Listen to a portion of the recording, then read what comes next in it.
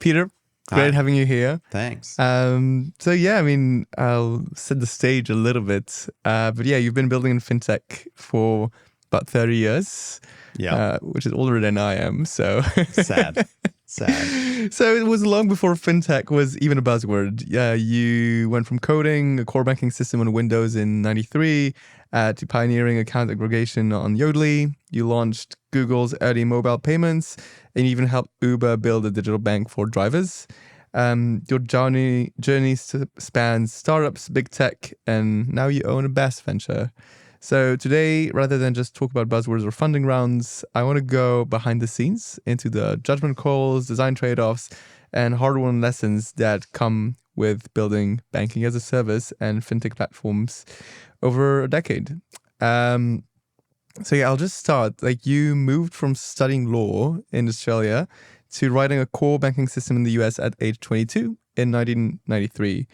I'm curious to understand what pulled you from law to going into banking infrastructure so early. Yeah. So look, I graduated high school in 1990. I went to a conservative, prestigious, whatever you want to call it, British-styled public-private school. So it's called Canberra Grammar. And a big cohort, at least a third of my class, take a gap year because you burn out, you've done your exams, you're like, I'm done. And so I did that in 91. And at the start of 91, my dad said he's moving to Brisbane. So I was living in Canberra.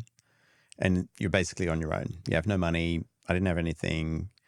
And so I needed to get a job to pay for rent because I needed to live somewhere. And so I got a job as a typist, literally typing in quarantine inspection reports. So imagine coming to work every day and there's like a stack of almost like sort of filled in forms. And I had this IBM mainframe dumb terminal connected with a 75 baud modem, not 75 kilobits, not even 75 megabits, 75 characters per second. Oh, wow. And the way it worked, you just type, tab, and everything's great. And it was fairly mind-numbing. But the department I worked for, Quarantine, was the first government department that was fee-for-service. So it actually had to break even so it could charge fees. And as a result, it embraced technology. So in early 91, they got the first Windows network. And as part of that, they got PCs. Windows 3.1 had just come out. This is a long time ago. And there was this language called Toolbook. And so if you go back in the eons of time, at the time on the Mac, there was this thing called HyperCard, which was a modern day app builder. And it didn't do very much. And Bill Gates and Paul Allen had a falling out. Paul Allen left Microsoft after being diagnosed with non-Hodgkin's lymphoma. And he built this new app called Toolbook, which was basically a ripoff of HyperCard, but for Windows. And Toolbook was kind of nice in that you could sort of paint regions of the screen. And one of the things I wrapped the mainframe's UI with an explainer. What does each field? So it was like helping new people didn't have to learn the mainframe. On the back of that, my boss at the time, this guy, Robin Salvage, super nice guy, he's like, you look bored shitless. And I was like, yes, I am. And he's like, would you like to go down to Melbourne for a 1-week training course and become a programmer? I was like, sure, that sounds cool. So off I go down to Melbourne for this programming course. And I learned how to program SQL and this new language called SQL Windows that had been started by this guy, Umang Gupta. And to put things, everything's got layers to it. So many people may not remember that Larry Ellison used to be a salesperson at IBM. And at IBM, he used to sell DB2, which was the old mainframe database. And he's like, hey, these Unix computers and stuff are coming up, mini computers. IBM, we should build a database for mini computers. And they said no. And so he said, all right, I'm going to start my own company. And he started Oracle. And he started with this guy, Bruce Scott. And Bruce and Umang, who was a salesperson at Oracle, came to Larry a little while later and said, hey, these PCs are a thing. We should build a database for PCs. And he said no. So they left and created Gupta Corporation, which created a database called SQL Base, which was semantically exactly the same as Oracle. Same tables, names, same columns, everything. But it ran on Novell NetWare, which was the big prevailing sort of up-and-coming LAN operating system at the time. And that's what we built on. So anyway, so I learned this programming from this guy, Tony, who was working at KPMG. Tony and I have stayed friends ever since. He lives in New Jersey now. And on the back of that, started to build apps for the Australian government. I did that for 6 months. And then school started. And so I started university doing a double degree, law and accounting, or commerce law, as we call it in Australia. And in the middle of that, I went to the US for a developer conference here in San Francisco. So I'm 18. I don't even know. And at this developer conference, they had an opportunity to ask questions, and they had an open mic, and I got up to the open mic and I said, "Look, mate, it's broken." And he's like, "What are you talking about?" And I asked them to type in a query on the screen, and in front of 1,000 nerds, the database blew up. And at that conference, I basically got 3 job offers. One to work on the database for the 777 Boeing, and I kind of knew what Boeing was, so I was like, that's cool. The second was to go work at Goldman Sachs as a DBA. But I didn't know what Goldman Sachs was. I'm 19 from Australia. Remember, there's no internet. That's true. There's no concept of that. And then the third was this dude who literally said, "Let's do lunch." And I giggled because, like, in Australia, typical American bullshit, let's do lunch. But he was the only person in a khaki shirt or khaki pants and an open collar shirt. He was from Florida. And so I had lunch with him, and he's like, "I'm building a banking system. Do you want to join? It's a startup." And I didn't know what a startup was. Like 19, 20 years old in Australia, in the middle of nowhere. And then I didn't hear anything from him. So I was like, all right, typical American, no follow through. And, you know, Australians and Americans have a love-hate relationship, let's put it that way. And anyway, so like 3 or 4 months later, I get a fax at the office, and it's this long contract offering me a job to be the first developer, head of engineering at this new startup. And at the time, I was making 25,384 Australian dollars a year. Very precise. Oh, yeah. As an ASO 3, which is the lowest of the low public servants. But I was working full-time and going to school full-time. And the job offer was for 55,000. So I was like, all right, double sounds good. And then I thought about it for a second. I said, oh, it's in US dollars. So it's 4 times my salary. So it's like, screw school, I'm out.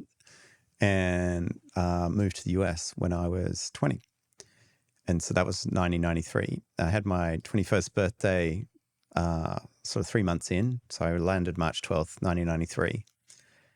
And we built a core banking system. And I didn't know what a core banking system was. I was like, I didn't know what banking was.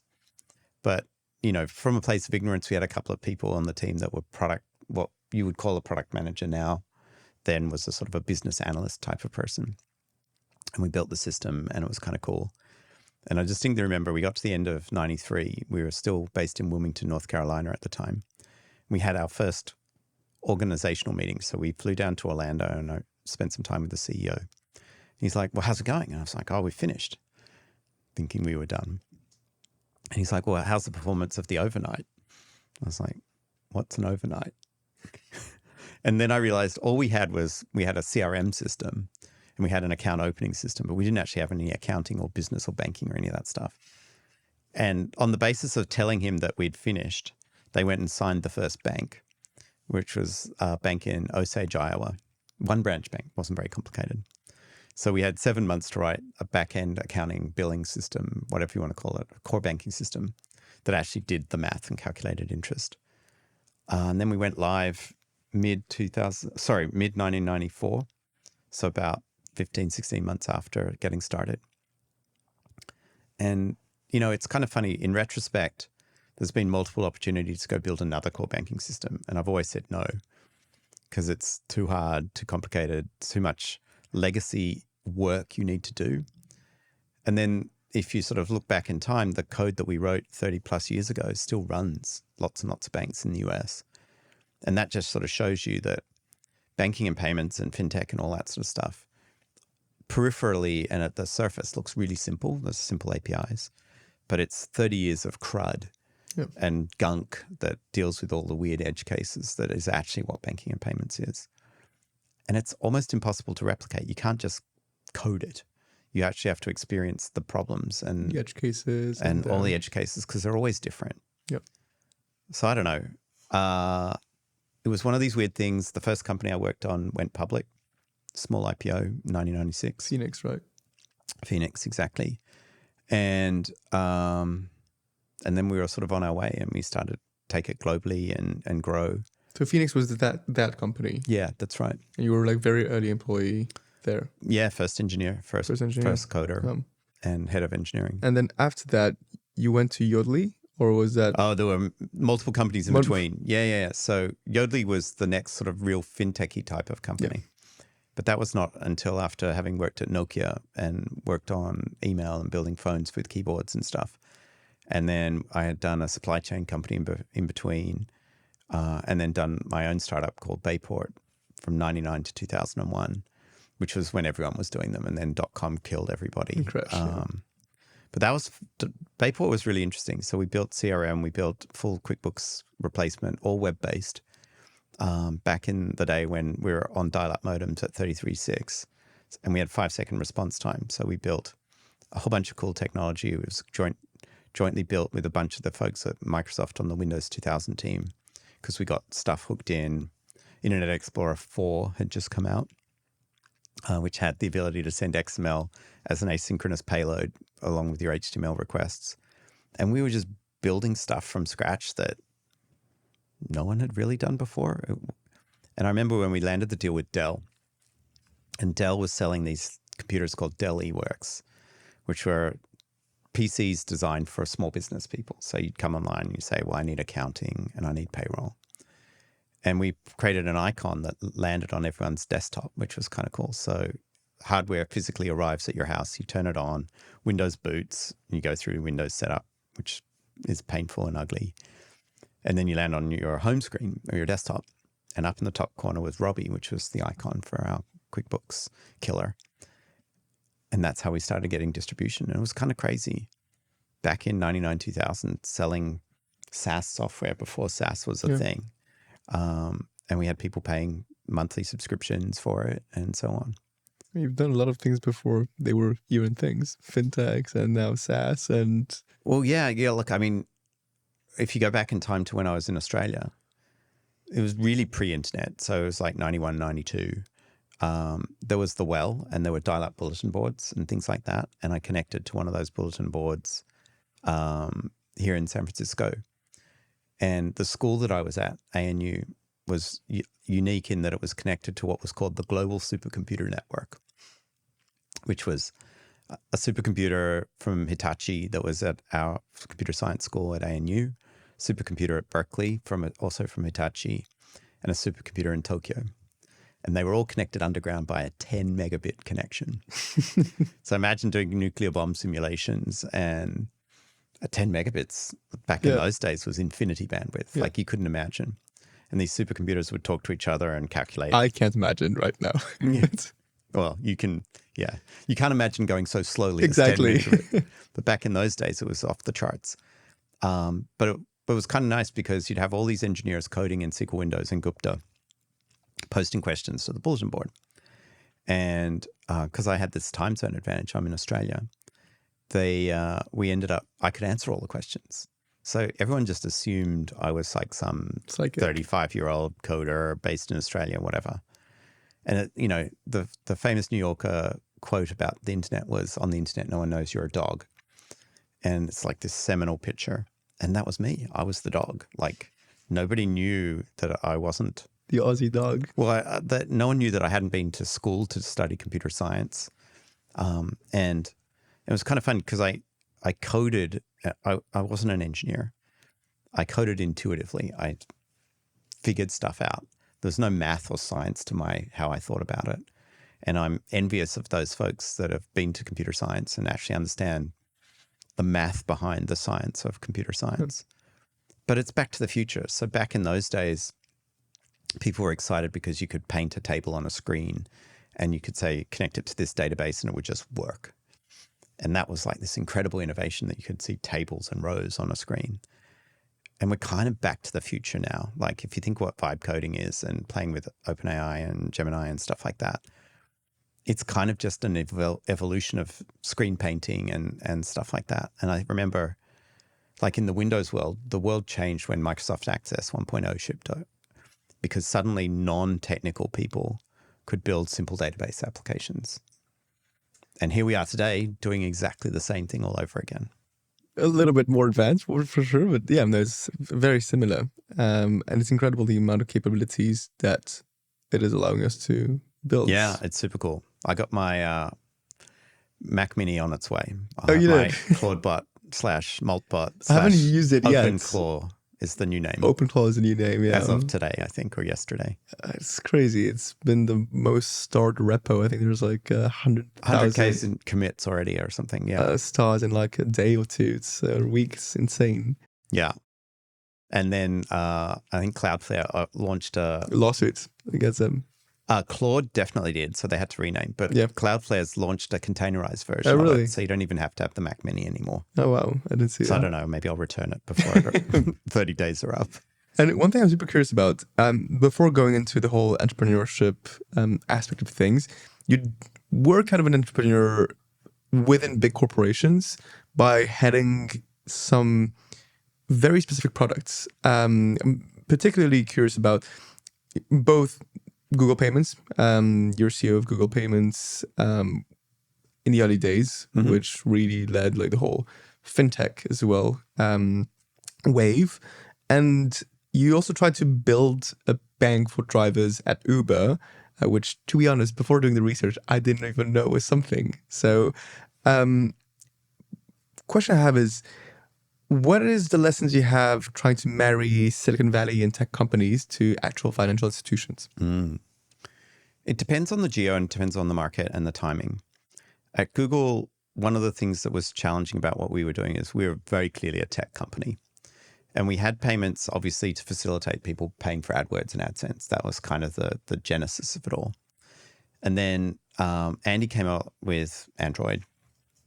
And suddenly we had to take this infrastructure that was optimized for 70 million line monthly statements to some big advertiser and turn it into a real-time purchasing system. So you and me buying a game. And that was hard. But Googlers being first person principled, built everything from scratch. And you never made an assumption that anybody built anything ever before in a good way. So you just started again. And so Google was really interesting because we were trying to do that while trying to solve a technical problem, which was we wanted to have this idea of pay with your phone. The problem was at the time, the operators wanted to control the SIM card.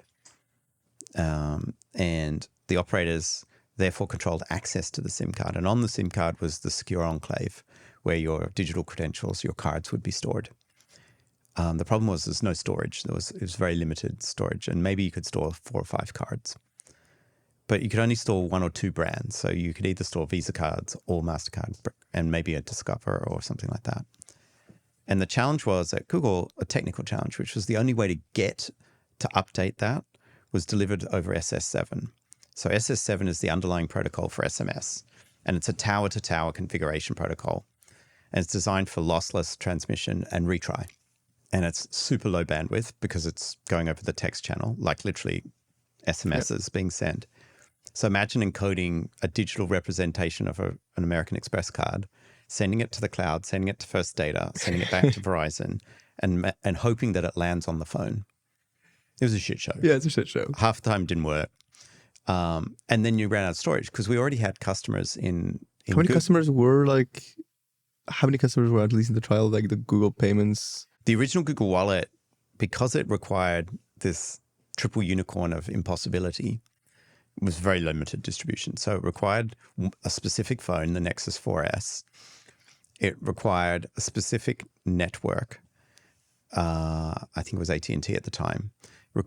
T-Mobile. It required a specific bank, Citibank, a specific network, MasterCard. So the number of people that had that confluence of things was pretty small. But if you had them, we could maybe push a card to you. And that was in what year? This is 2012. Okay. So it was a while ago. That was a while ago. And so in 2013, we realized we didn't want to play ball with the operators anymore because they wanted to tax putting a card on the thing. And we're like, this is silly. So we then got the hardware guys to move the NFC chip into the phone natively rather than in the SIM card.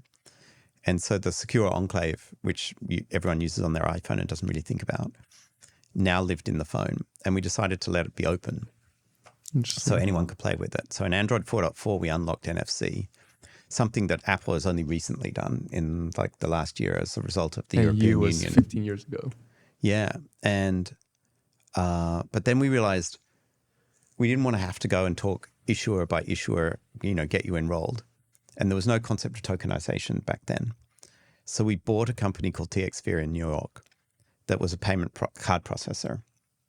And we came up with this sneaky idea of the phone itself being a Discover card. When you tapped and paid, the Discover card would come back to the processor.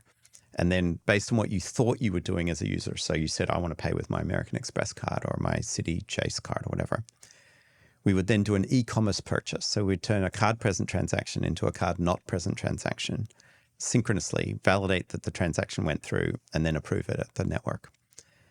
And it was basically tokenization 0.5. Kind of worked.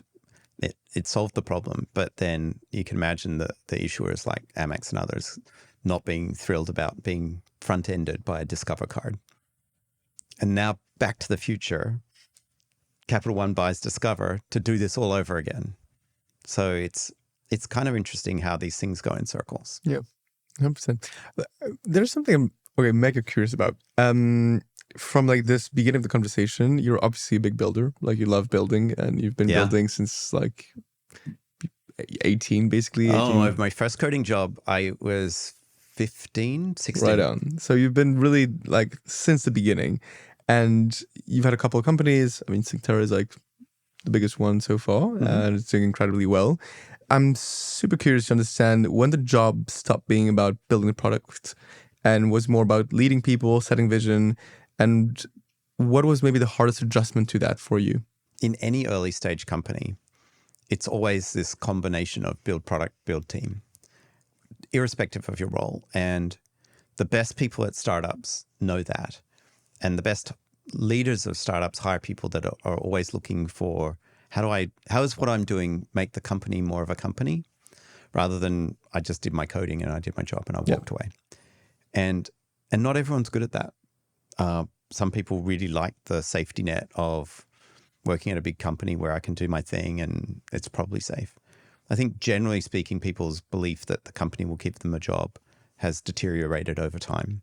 And the premise that you're owed a career is not a thing. So you have to own your career. But I would say the first time I really felt it was at the end of Phoenix and the start of Bayport, where I became a co-founder. It was this sort of transition from realizing you could have the best product ever, but if you can't afford to distribute it, it doesn't matter. If you don't have the right relationships, it doesn't matter. If you don't have the right funding, it doesn't matter. In Bayport's case, the hard part for us was we had a great product. People were paying us. And in the early days of .com. But we faced this existential threat, which was one of our co-founders was 100% exposed to .com. And when .com blew up, he's like, I don't want to fund the company anymore. I'm going to go back to doing whatever else I did. And that's when I realized that the job of investors and in VCs and stuff like that is not just money. It's also a discipline of feeling that you have to give your information of how's the company doing to somebody else. You can't just keep it to yourself. And that validation and also invalidation, Peter, I think your idea is great, but it's never going to work type of stuff is a feedback curve that is no longer a product question. It's critical for the company question. So it took a long time to realize right product, wrong timing doesn't work. Right timing, wrong product doesn't work either. And I don't know, I would say there was no sort of one seminal event, but when we sold this company Isel to Nokia, we went through this amazing experience. And the onboarding inside Nokia was amazing. So at the time, Nokia was bigger than Apple, king of the world. And we did this onboarding, and we didn't know what onboarding was. We were like 3 people. The whole company was like 20 people. But they said, come to Dallas. And we're like, great, we'll come to Dallas. And back in those days, Nokia's headquarters was off the end of the Dallas runway, DFW, because they had factories and they'd put 10 million phones or 1 million phones in a plane and send them across the world and stuff. They were making phones in the US. So we went to the onboarding, and this big Finnish guy gets up on stage, Olli-Pekka, and he's like, everybody stand up. And it's like this, like we're at like a big stadium. So I don't know, 10,000 people stood up or whatever. It's like, sit down if you've been here for more than 10 years. And like half the audience sits down. I'm like, cool. And then sit down if you've been here for more than a year. And, 2/3. Sit down if you've been here for 6 months. And now there's like less and less people standing. Stay standing if this is your first day at Nokia. And it was me, the CEO of my company, and the head of marketing. And then all the lights went on us. And they said, welcome to the newest employees of Nokia. Oh. And, and like the music came on. And it was like the most amazing onboarding of my entire career. And that's when I knew that being a nerd is interesting, but being a builder of things and places and times and creations actually creates a lot of value for a lot of people. Yep. And it was kind of fun to be recognized. And so on that, great culture, great onboarding culture. Nokia must have been incredible. We both, to some extent, work in unsexy businesses. Like Nokia at the time must have been, well, if it's like Apple, it must have been one of the most sexy. Nokia was amazing. It's the most sexy. So much fun. So people must have like flooded their gaze to get in, to try and get in. How do you create a mission-driven culture around a unsexy problem and still attract incredible talents?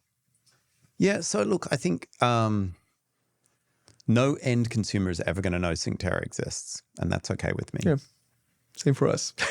But what I rally around is products that you can see and touch, either that you build yourself or that someone builds on what you build. And sort of, I anchor it on my mom, who is in her 80s, and trying to explain to her what I do. And if she gets it, then we're okay. And it took a long time for her to get what Synctera was, to be fair. That's impressive already. She understood Uber. Uber was straightforward. Yeah. And the sell on Uber was, I sold her car. And she was really mad at me. And I was like, you can't have a car. It's not safe. And the solution to that was proving that the liquidity of her pushing the button in the app saying, I would like a lift to go to church or whatever, was faster than the time it took for her to go to the basement of the apartment building, get the car out. Thank God Canberra liquidity for Uber was really, really good. But now I can track her and I know where she is and she gets it and she's cool. When I explained to her, well, Synctera helps people build the next Venmo. Phew, nothing. I was like, well, we help you build the next Brex. Phew, nothing. I'm like, Mom, when someone says, hey, can I have $10 for your contribution for a coffee? And you give them the $10. She's like, yep. We help you do that with your phone. And she's like, oh. So I can put money in my phone. I was like, yep, you can. And I didn't have to explain, no, you can't. But she got it. Yeah. And suddenly I was explaining to my mom, who is very non-technical, like didn't know how to turn off her iPhone to restart it. But I got her into that headspace of understanding what we do. Finance and money is in everybody's lives. It's almost impossible. Like my son this morning's like, Dad, I need a gift card for my buddy. I'm going to his party. And I'm like, how much?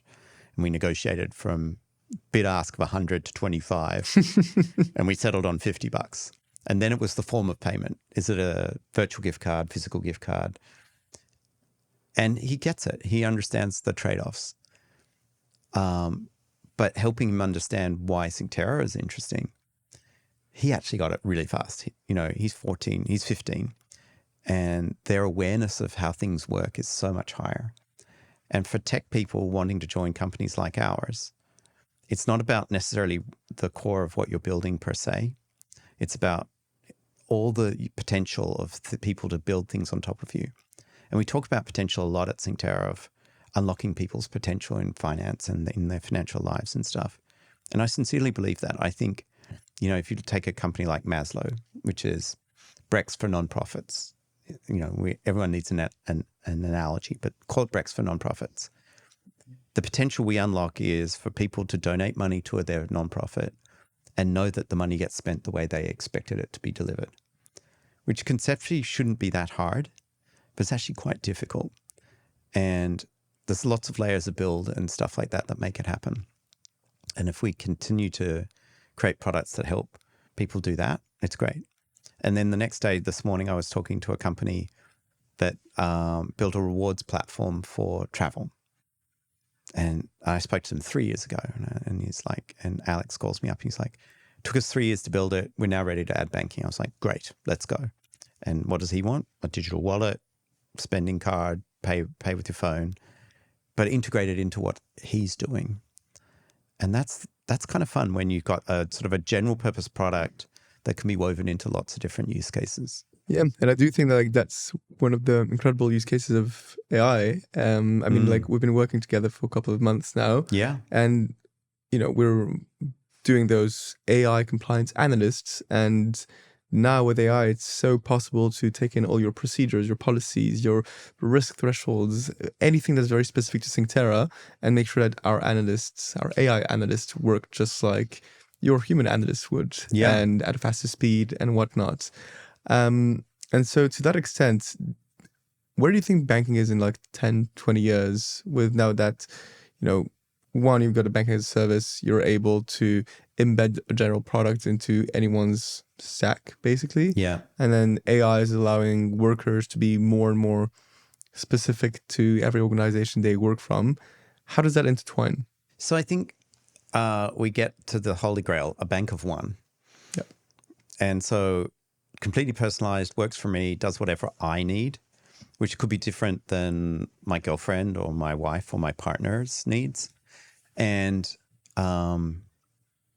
it's dynamically adjusting what I need every day based on what it sees as financial needs, life needs, and stuff like that.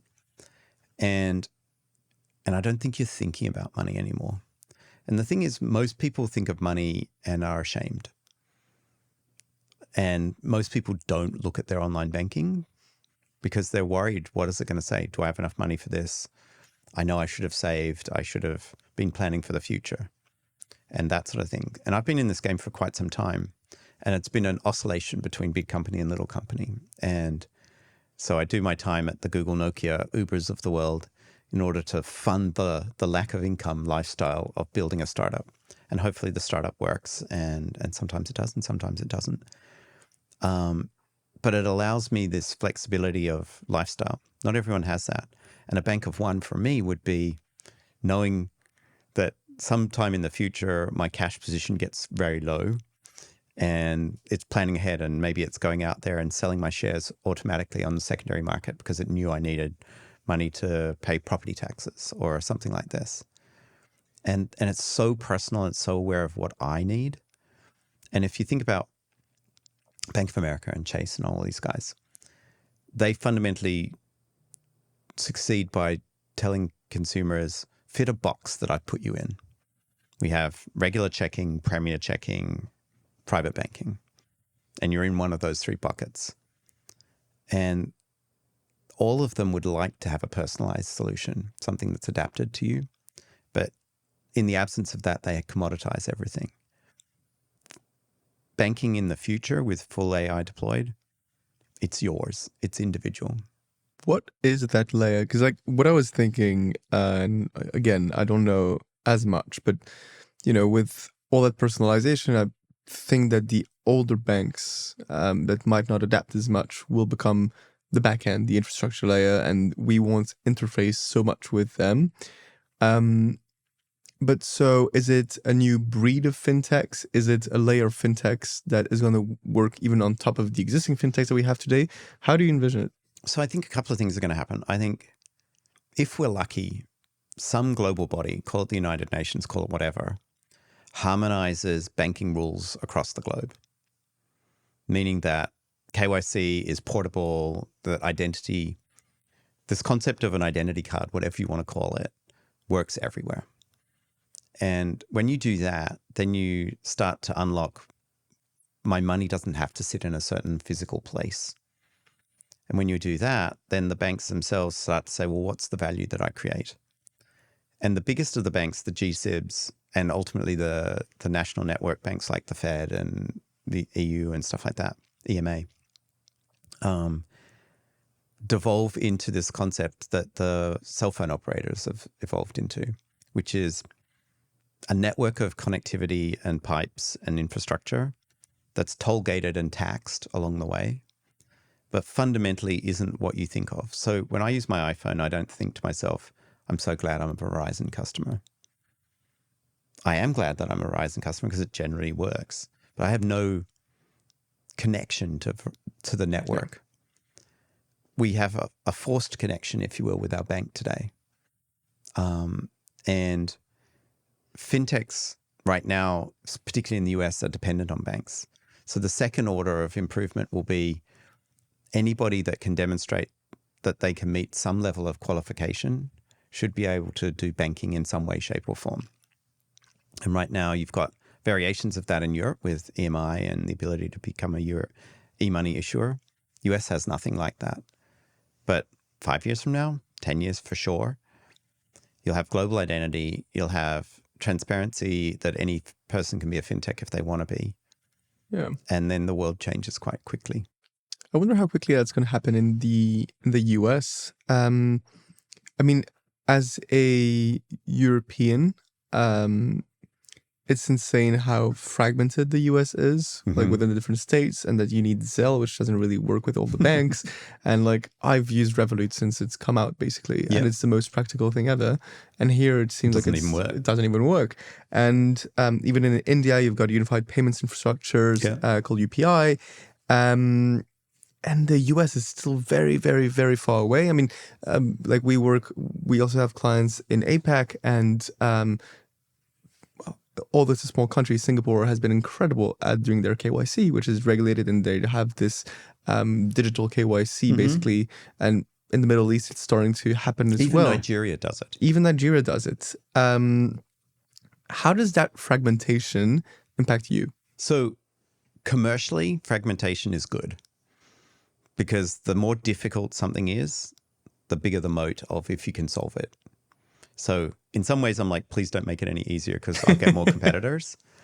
But in other ways, if you're a builder and you don't have a platform like Synctera, you realize 48 states have different money transmission rules. You realize that every state has a different sense of what's an appropriate KYC definition. Some states preempt what the rules are. So we're doing a couple of prop tech fintechs. And many of the states in the US have state regulations that say if you're doing a security deposit, so you rent a house and you put $5,000, the money for that security deposit has to be stored in a bank account in a branch in a city where you live. So and it's obvious protectionism. So some local person bribed bribed is a tough word, the regulators to say, well, we don't want money leaving the state. Yep. So hand wave. But think about the fragmentation. So if you're doing a prop tech startup and you offer rent management, now you have to open 50 bank accounts in every state, sometimes city by city, to keep track of the money that's being rented. Then you have to agree to pay interest on it. The rates vary by state. The interest rate may or may not need to be capitalized every year. It may be rent controlled and so forth. And all of that local regulation in most other countries is federally organized. So the reason why banking works in India or with UPI or PIX with Brazil is the federal government came along and said, these are the rules. You all must comply. And they put various sort of penalties on the banks if they chose not to comply. EU did sort of the same thing with PSD2. Very lax enforcement. It took a long time for it to roll out, but it's kind of there now. Then there was this nonsense of open banking, which no one really takes much value out of, but it's a hypothetically interesting space. And but they were all done federally. And the US is relatively unique in that the union of the states is in fact real. So each state has local provenance of this. Yeah. And as a builder, knowing that domain knowledge is actually really unique and special. And that's what people pay for. And I see this all the time. People say, oh, I'm just going to build it myself, Peter. Your stuff's too expensive. I'm like, look, if all you did was pay the minimums to the 12 vendors that we aggregate for you, you'd be paying $50,000, $60,000 a month just in minimums. Why would you do that? And they're like, well, I don't want to pay your $20,000 a month minimums. I'm like, but remember, if you do it yourself, it's probably 60. Yeah. And then you have to integrate, and then you have to normalize everyone's definition of what a customer is, and so on and so forth. You're way ahead of us, obviously, but what we do right now, we have a lot of people saying the same thing. We could build those AI agents, not that hard. And I'm like, you could, and you'd probably get good results. With like GPT, Anthropic, and whatever, you get 80% of the way there, but you onboard bad people for sure. And so what I do now is I just tell them, we'll help you. We'll work with you. We'll get a weekly call. And when they realize they can't do it, it just snatch them in. And that works quite well. But I'm curious, like your product, there's incredible amount of complexities in building what you've built, like the aggregation, the different states and whatnot. It seems, well, today at least, it seems like an obvious idea to build, but a very complicated idea to execute. We both are in financial services, and I know how hard it is to get your first clients. How did you even get the first community bank to be behind Synctera? That was really interesting. So when I first started in banking back in the 90s, de novo banks were actually a thing, meaning anybody and their best friend with a little bit of funding could start a community bank. And they were popping up like wildfire. So building a new community banking software platform, which was Phoenix, was perfect timing. We got lucky. It was great. And you had this conversion from the mainframe, which was hosted banking, to desktop and client-server banking. So we were at the early stages of don't bank in the cloud, which was what hosted banking was, bank local. And we would go and do our demos with this Sun One server, which was like a pizza box shaped thing, and a Toshiba Tecra laptop.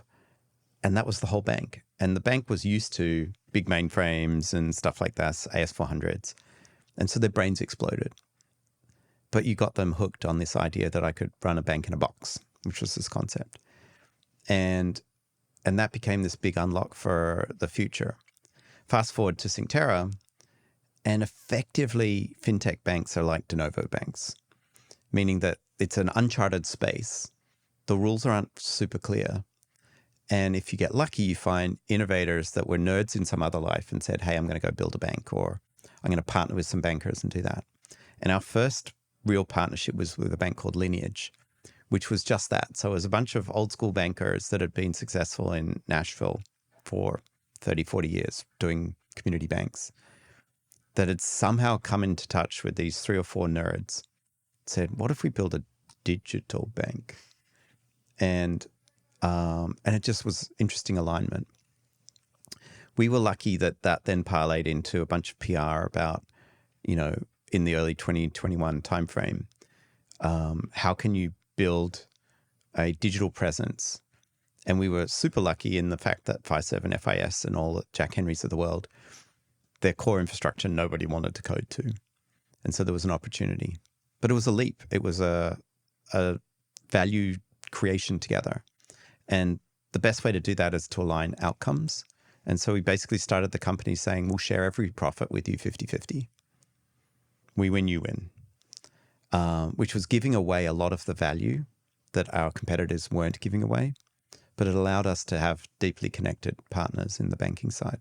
I guess like compliance must have been like one of the early big requirements. You partnered with Wolf at the very beginning. Yeah, that's right.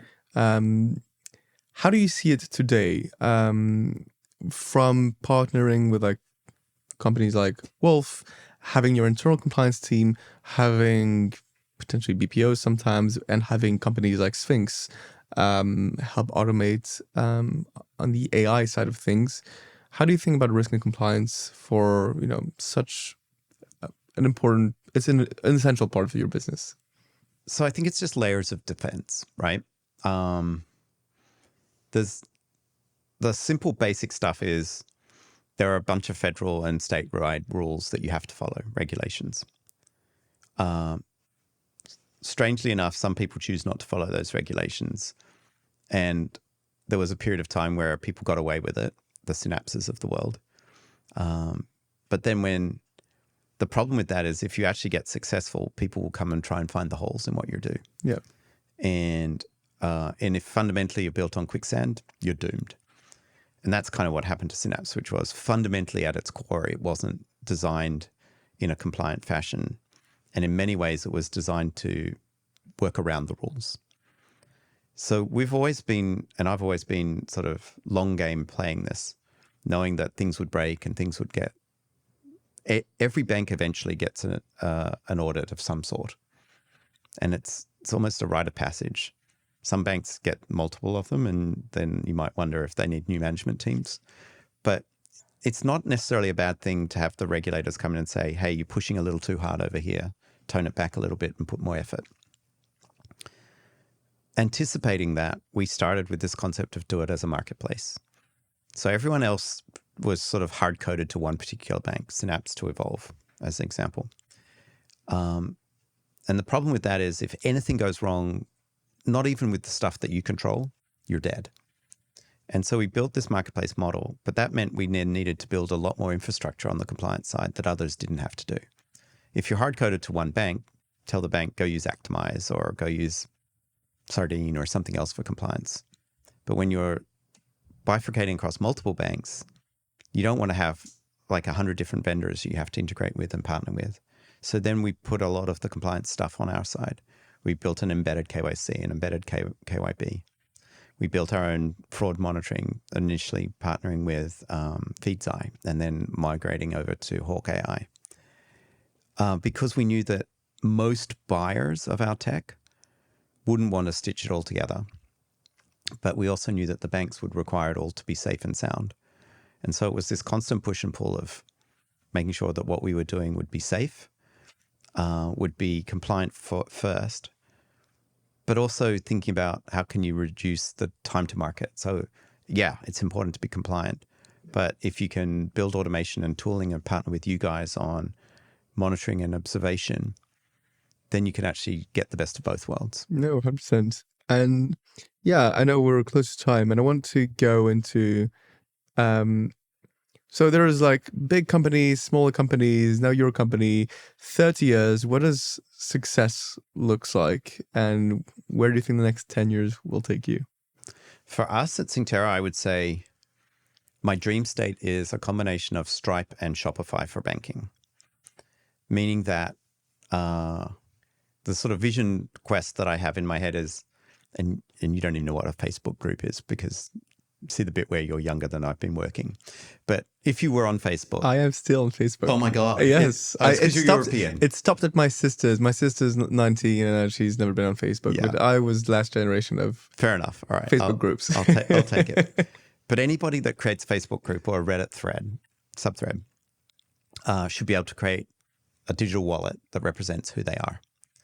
That's the Shopify for banking type of model. The Libra a little bit that you were. Libra, yeah, exactly. Yeah, I know David as well. So yeah, that was a crazy story. We'll save that for another day. But that's on one end of the spectrum. And if you think about Stripe's origin story, it was letting everybody build commerce into whatever else they're doing. I sincerely believe that is a big part of it. But on the other side, where Stripe succeeds is they also have the bespoke, custom, advanced mode.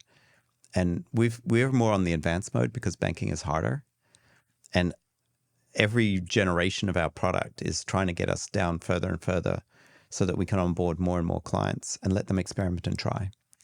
The thing I hate the most is meeting a great founder and saying, look, go hack it on Stripe for the first 6 months, get into YC, raise $2 million and then call us back.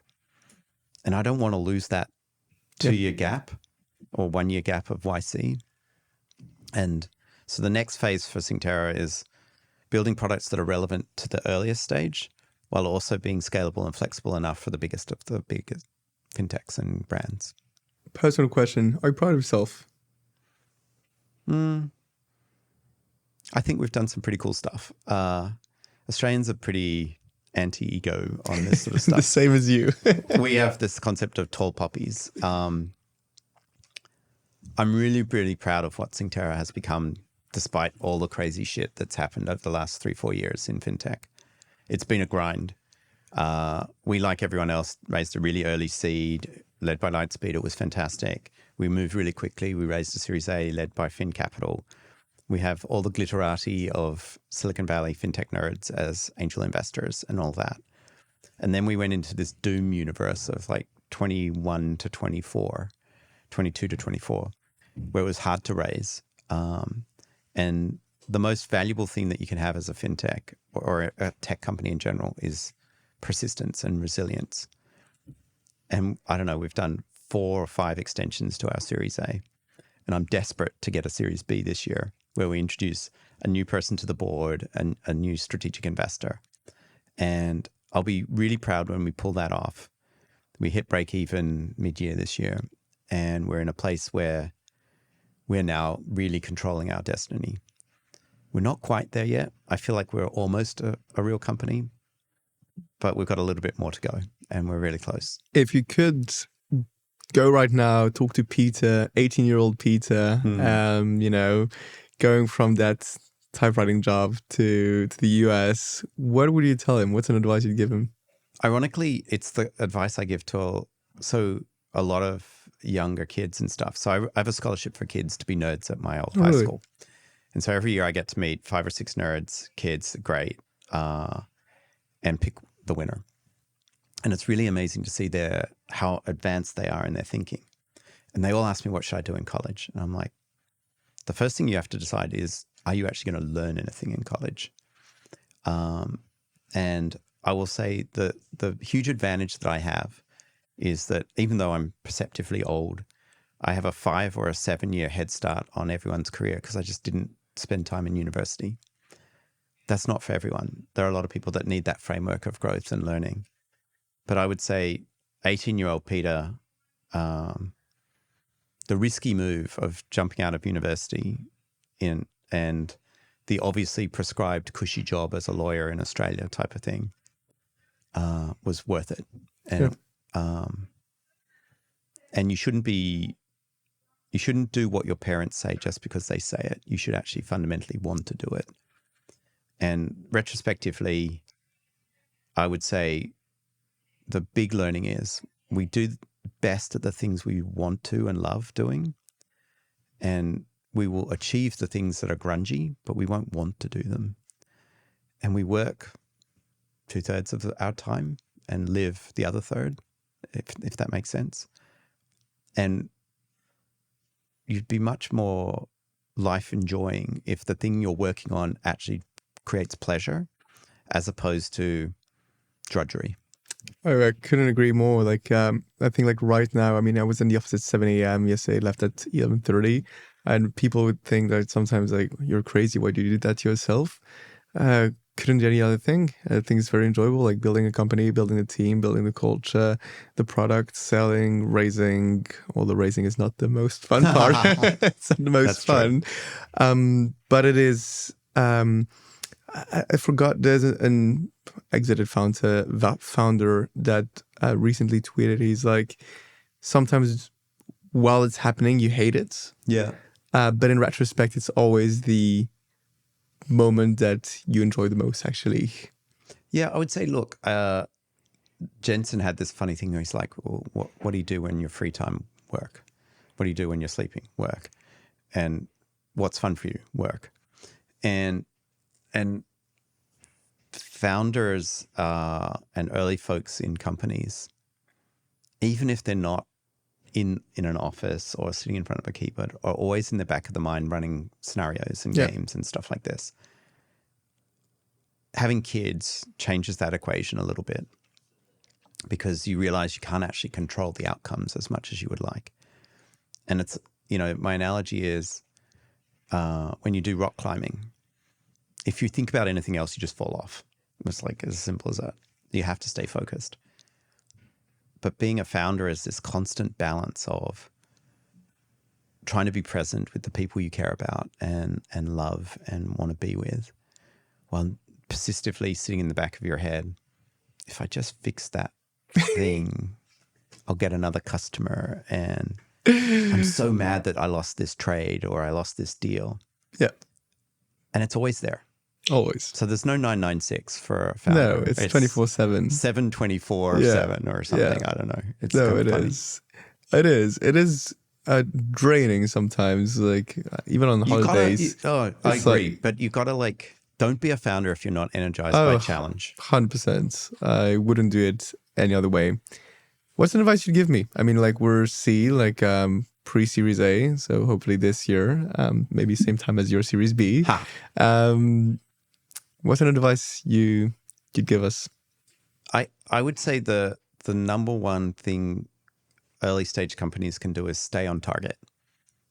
If you think you have a space, own it and really go after it hard. Don't try and be everything to everyone. The coolest founders say no to customers. Yep.